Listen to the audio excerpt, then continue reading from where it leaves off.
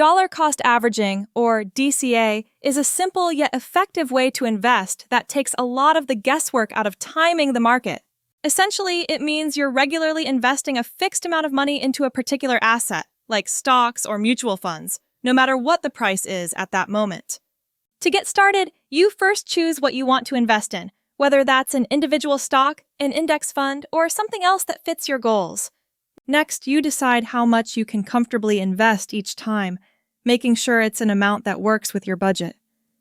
Then, you set up a schedule for these investments, maybe monthly, bi-weekly, or quarterly, and stick to it as closely as possible. The key is consistency. You keep putting in the same amount at each interval, regardless of whether prices are soaring or dipping.